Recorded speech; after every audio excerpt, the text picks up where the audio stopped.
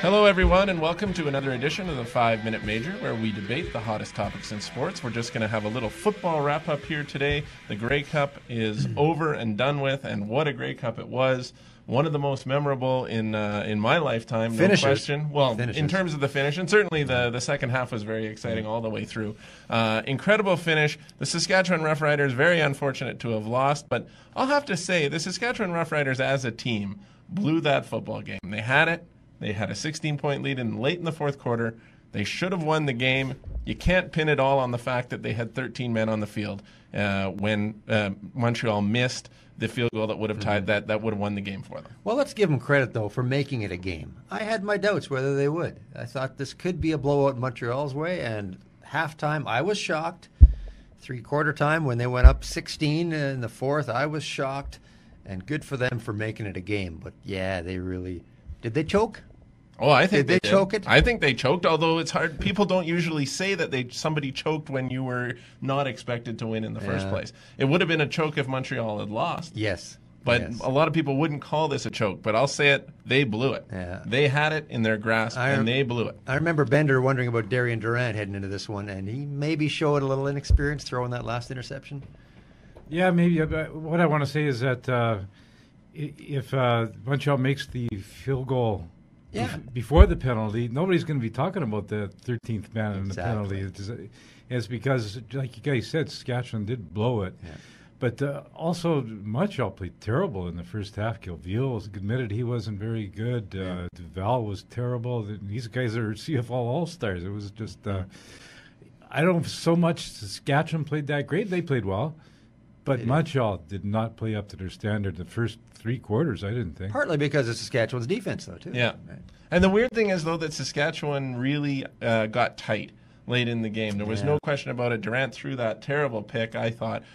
They also got the ball back with a 2-point lead very late in the game, and were extremely conservative. They throw a 4-yard pass on second down to Rob Bagg. I mean, people would roast Mike Kelly if he did something like that. It was a very bad decision, and they gave Anthony Calvillo a chance to beat them. Yeah. And he did. Almost like they're playing not to lose, trying to hang on, right? Mm-hmm. Yeah. Even that play at the end of the first half, in retrospect, maybe they could have buried them by going for the touchdown instead of the field goal from the 2-yard line, right? All that being said, of course, they would have won the game if the 13th man hadn't been on the field. And we're told, a lot of people speculating that it's Sean Lucas from the Rough Riders who was the 13th man. I hope that he gets over this. I hope that if it's him or whoever it is, that they get over this and realize that football is just a game and that it was a very unfortunate situation. It's certainly not all his fault. I don't think it's his fault at all. I think he blamed the coaching staff. I really do. It's a shared responsibility. Yes. Somebody on the field's got to be counting players. Somebody on the sideline's got to be counting players.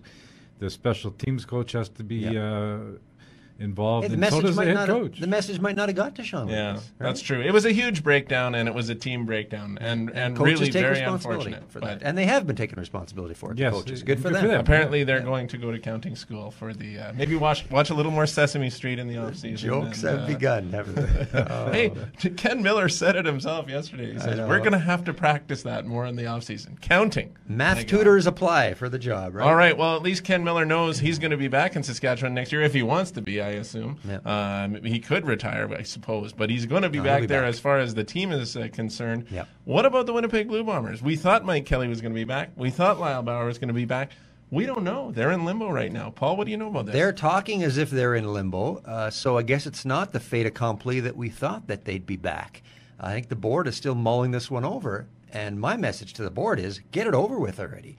The uncertainty does nothing for the franchise, for the people who want to sell tickets, for the assistant coaches who are wondering if they're back, and for the fans and the corporate sponsors who have to buy into this thing. So make an announcement. Either you're behind Mike Kelly and Lyle Bauer or you're not. Get it done now, this week. Don't wait till your next board meeting, which apparently is in 2 weeks. Jimmy, do you think the board might actually make a decision to dump these guys? No, I don't. And I think Lyle Bauer will argue we don't have to say anything because everybody's under contract and what's the big deal. But I agree. They should come out and confirm this. I don't think Lyle Bauer is going to go anywhere for the simple fact that he wants to save Mike Kelly's job, because if he goes, I'm sure Mike Kelly would go. And Lyle's been saving this guy all year. He told him he doesn't have to take calls on the radio anymore, and every time he gets himself into trouble, Lyle tells him he has to make an apology and gets a little slap on the wrist. And it's like the big daddy with his teenage son protecting him, and he's going to protect his job, too. Yeah, the truth is, if Lyle goes, pretty sure Mike Kelly's going to go, too. So. And vice versa. If you're going to fire Mike Kelly, how do you not fire Lyle? Because he hired him. Fair enough. Okay, gentlemen, that's enough for today on the 5 Minute Major. Thanks very much for joining us. We'll talk to you again next week.